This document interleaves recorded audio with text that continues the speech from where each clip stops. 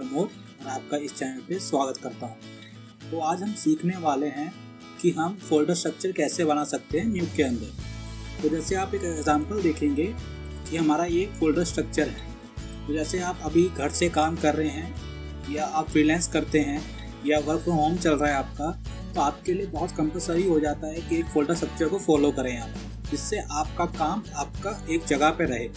तो जैसे आप समझिए आपके पास 50 शॉट हैं, तो आप सबको खुद से मैनेज नहीं कर पाएंगे। तो उसके लिए ही हम एक फोल्डर स्ट्रक्चर बनाते हैं और इसको हम बार बार बनाना ना पड़े, उसी को हम आज देखने वाले हैं कि हम न्यूक के अंदर एक साथ ही अगर हमारे पास 100 शॉट हैं या 200 शॉट हैं, तो उनका फोल्डर स्ट्रक्चर हम एक ही क्लिक में कैसे बना सकते हैं। Oh my God!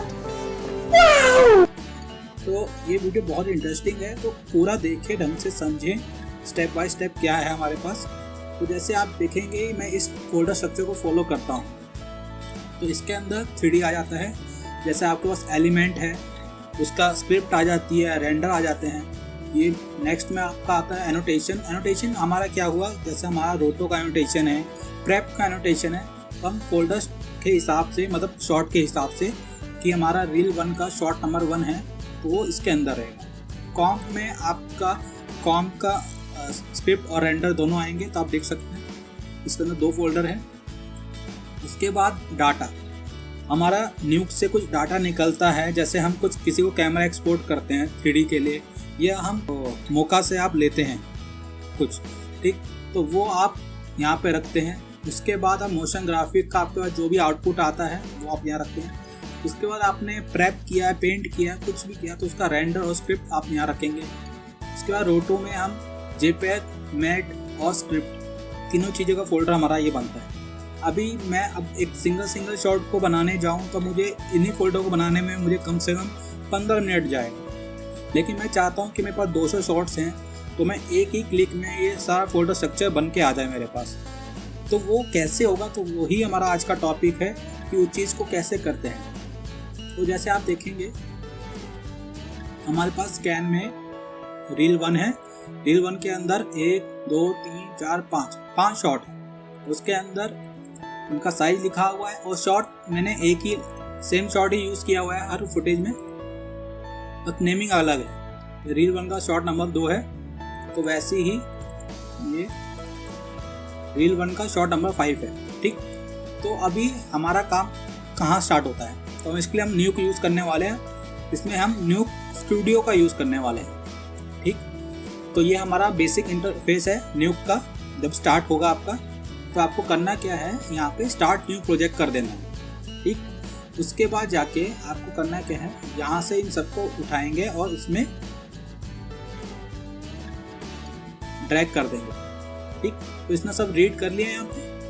उसके बाद हमारा काम क्या हो जाता है, हम इसका प्रोजेक्ट सेटिंग कर दें। अब यहाँ पे आपको इसका रेशियो दिख रहा होगा कितने है, 90/20 और 180 HD क्वालिटी है अपने पास और 24 FPS है।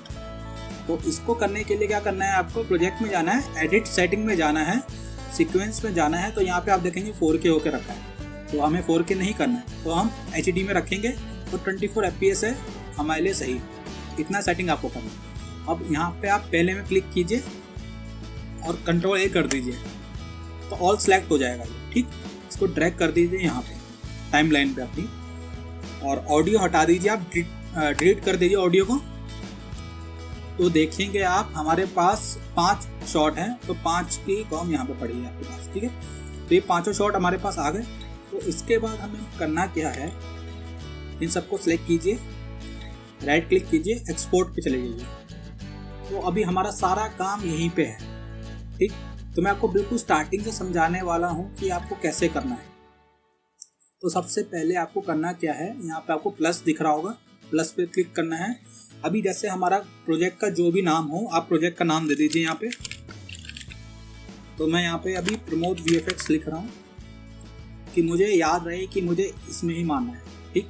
तो हमारा अब जो भी स्टार्ट होने वाला है वो यहाँ से स्टार्ट होने वाला है कि हमारा कैसे लगता है, कैसे प्रोजेक्ट होता है। तो अभी इस चीज़ के लिए मैं क्या करूँगा, इस एग्जाम्पल को अपने पास खोल के रख लूँगा कि मुझे पता रहे कि मेरा फोल्डर स्ट्रक्चर बनाना कैसा है। तो यहाँ पे मैं फोल्डर बनाता हूँ। सबसे पहले आपको क्या करना है, सबसे पहले आपको जो जो मैं टाइप कर रहा हूँ आप ध्यान से देखिए, आपको सिर्फ वही टाइप करना है।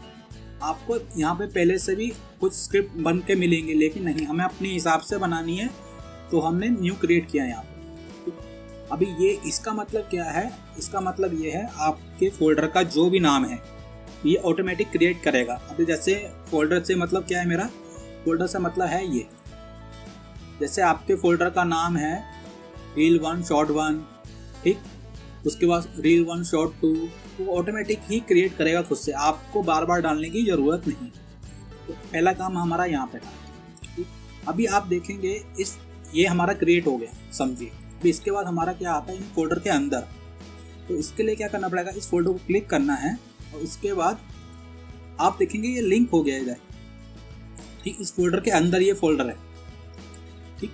तो अभी क्या करना है, तो यहाँ पे मैं कर देता हूँ 3D। अभी मैं 3D के अंदर देखता हूँ कुछ फोल्डर है, हाँ जी, इसके अंदर 2 फोल्डर हैं, रेंडर और स्क्रिप्ट। तो मैं इस क्लिक कभी, अब मुझे करना क्या है, मुझे इसके अंदर फोल्डर बनाना है, तो मैं यहाँ पे क्लिक करके फोल्डर क्रिएट नहीं करूँगा, इस पे क्लिक करके फोल्डर क्रिएट करूँगा। अभी मैं एक फोल्डर बनाता हूँ रेंडर के नाम से, दूसरा फोल्डर बनाता हूँ स्क्रिप्ट के नाम से, ठीक, ये हो गया। अब इसके बाद हम देखते हैं हमारे पास क्या है, हमारे पास आता है एनोटेशन का, ठीक। अभी मुझे इसके बाहर फोल्डर बनाना है, तो मैं यहाँ पे क्लिक करूँगा, तो आप देखेंगे ये लिंक यहाँ से है। अब इसके अंदर बनाएंगे तो 3D के अंदर ही चला जाएगा फोल्डर, ठीक है। हमें बाहर बनाना है, शॉर्ट के अंदर बनाना है, तो यहाँ पे क्लिक करेंगे। अभी इसको करेंगे एनोटेशन,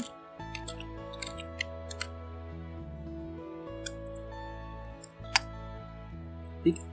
अभी एनोटेशन के अंदर तो मुझे लगता नहीं है कोई फोल्डर है, ठीक है। और अभी इसके बाद आता है कॉम, तो दोबारा यहाँ क्लिक करेंगे, यहाँ पे लिखेंगे कॉम।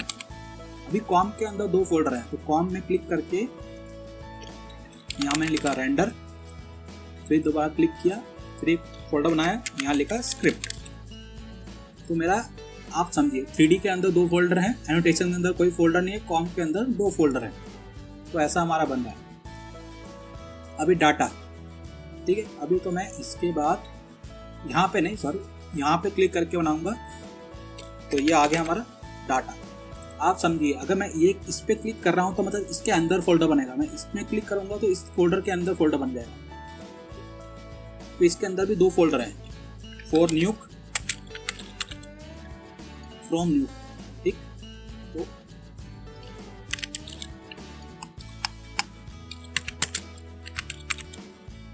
तो ये हमारा डाटा भी हो गया। अभी इसके बाद हमारा एक और फोल्डर है मोशन ग्राफिक्स का, तो यहाँ क्लिक करूँगा। ये आप अपने अकॉर्डिंग बना सकते हैं, ये तो मैं फॉलो करता हूँ इसलिए मैं इस टाइप से आपको बता रहा हूँ कि आपका सब कुछ एक ही फोल्डर में आ जाता है, प्रेप, रोटो, मोशन ग्राफिक, सब चीज़। अभी मोशन ग्राफिक के अंदर कोई फोल्डर नहीं है, तो मैं प्रेप में जाता हूँ, यहाँ पे क्लिक करता हूँ,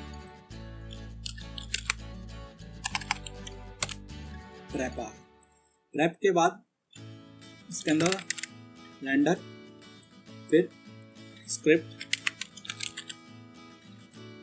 ठीक है। अब इसके बाद हमारा लास्ट जो है वो है रोटो, जेपैग, मैट, स्क्रिप्ट, ठीक।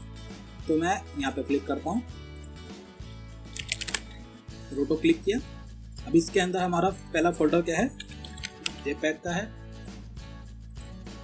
दूसरा मैट का है, तीसरा स्क्रिप्ट पर। तो आप देखेंगे हमारा फोल्डर स्ट्रक्चर पूरा बन के रेडी हो गया। ये आपको सिर्फ एक बार ही बनाना है, और आपने ये एक बार तैयार कर लिया तो आप इसमें 1000 शॉट यूज़ कर सकते हैं, 2000, 500, जितने भी आपके पास शॉट हैं, आपको दोबारा से ये करने की ज़रूरत नहीं है। अभी ये मेरे पास बन के रेडी हो गया, लेकिन अभी तक हमने इसको ये नहीं बताया है कि हमारे फोल्डर बनने का है।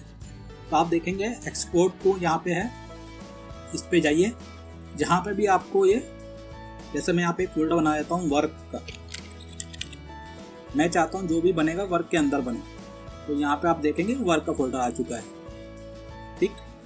ये हमारा प्रीसेट बन के रेडी हो चुका है। अब अगर मैं अभी यहाँ पे एक्सपोर्ट करता हूँ, तो आप देखेंगे ये सब रेंडर हो चुका है।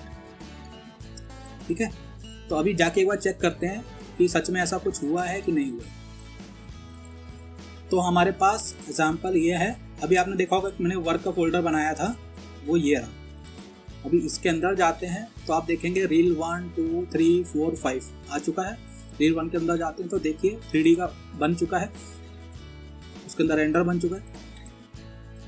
तो आप देखेंगे कि आपका सिर्फ एक क्लिक से आपने 5 शॉट का कॉम बना दिया सेम टू सेम।